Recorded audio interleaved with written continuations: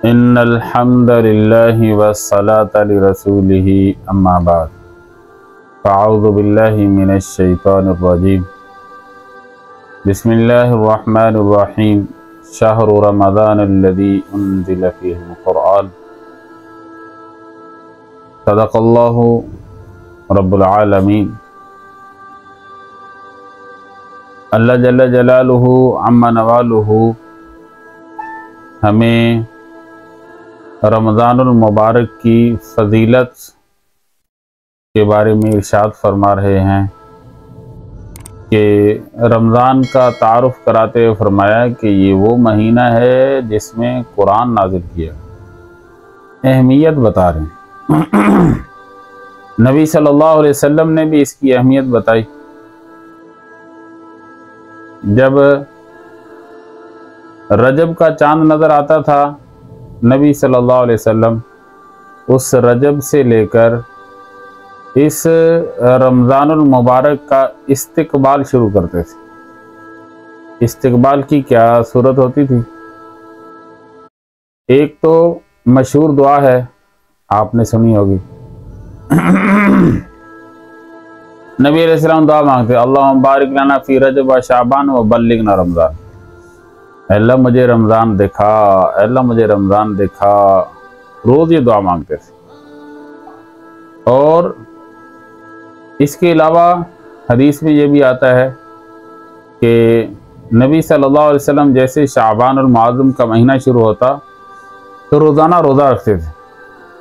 फरमाया रमज़ान के बाद सबसे ज़्यादा रोज़े नबी अलैहिस्सलाम शाबान में रखते थे। क्यों? ये ट्रेनिंग कर रहे हैं, रमज़ान के महीने की मशक कर रहे हैं। आजकल के दौर में इसको आप इस्तिक़बाल रमज़ान कह लें। तो भाई जब नबी उसकी तैयारी इतनी कर रहा है, अल्लाह से दुआएं भी मांग रहा है, प्रैक्टिकली तौर पर मशक भी कर रहा है, फिर मुझे और आपको भी करनी चाहिए। इसलिए चंद काम हैं जो रमज़ान के इस्तिक़बाल में करने चाहिए। पहली बात तो आज से दुआ शुरू करें। कौन सी? जो नबी पढ़ते थे, अल्लाहुम्मा बारिक लना फ़ी रजब व शाबान व बल्लिगना रमज़ान। अल्लाह हमें रमज़ान दिखा, हमें रमज़ान तक मोहलत दे, हमारी ज़िंदगी रमज़ान तक बढ़ा दे। और दूसरे नंबर पर जब रमज़ान का चांद नज़र आता था तो नबी सल्लल्लाहु अलैहि वसल्लम, ये हर चांद की दुआ है, लेकिन हम तैयारी करने के लिए हमने क्या करना है? अभी रमज़ान में कुछ दिन हैं, तो ये जो 2-4 दिन हैं, इन 2-4 दिनों के अंदर हम दुआ याद करें कि जैसे रमज़ान का चांद नज़र आए तो हम ये दुआ पढ़ें। कौन सी? अल्लाहुम्मा अहिल्लहु अलैना बिल अम्नि वल ईमान वस्सलामति वल इस्लाम वत्तौफीक़ लिमा तुहिब्बुहु व तर्दा रब्बी व रब्बुकल्लाह। ये दुआ है। अब इसका तर्जमा भी सुने, देखें कितना अच्छा तर्जमा है। अल्लाह तो इस चांद को जो निकाल रहा है, तो अल्लाह हम दरख्वास्त करते हैं कि ये पूरा महीना अमन के साथ गुजरे। बिल अमनी, अमन के साथ, फितना फसाद ना हो, और अमन महीना गुजरे हमारा। रमज़ान दुआ की कबूलियत का महीना है और उसकी पहली दुआ का पहला लफ्ज़ ये है, अल्लाहुम्मा अहिल्लहु अलैना बिल अमन। अल्लाह अमन दे, जान में, माल में, माशरे में, इज्तिमाई इनफरादी अमन अता फरमा। वल ईमान, फराड, करप्शन, धोखा, बेईमानी सब ख़त्म। अल्लाह ईमान वाली ज़िंदगी अता फरमा। वस्सलामती वल इस्लाम, अल्लाह सलामतियाँ ही सलामतियाँ हों, हर तरफ सलामती ही सलामती, हर तरफ सलामती ही सलामती हो। वल इस्लाम, और हमारे मुआशरे इस्लामी बन जाएं, इस्लामी मर्द, इस्लामी मुसलमान मर्द वो हो जो मुसलमान हकीकी होता है।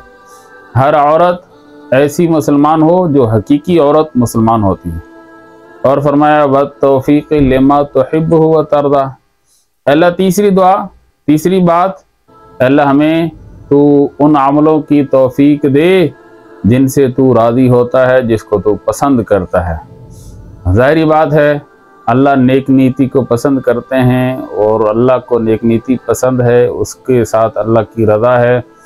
रोज़ों के साथ अल्लाह की रज़ा है और रोज़ों को अल्लाह पसंद करते हैं, नमाज को, तरावी को, सदक़े को, खैरात को। और जिन चीज़ों को अल्लाह पसंद नहीं करता, झूठ है, चुगली है और करप्शन है और एक दूसरे को की तहकीर है, तनकीस है, तनकीद है, इनको अल्लाह पसंद नहीं करता। ये सारी हमारी ज़िंदगी से डिलीट हो जाएं और जो अल्लाह की रज़ा वाले अमल है वो सारी हमारी ज़िंदगी में आ जाएं। रब्बी व रब्बुक अल्लाह, ए चाँद सुन ले, तेरा भी रब अल्लाह है, मेरा भी रब अल्लाह है, हम दोनों एक ही खालिक की मखलूक हैं। तू आसमानों पे चमक रहा है, मुसलमान अगर हकीकी मुसलमान हो जाए तो ये ज़मीन पर चमकने लगे।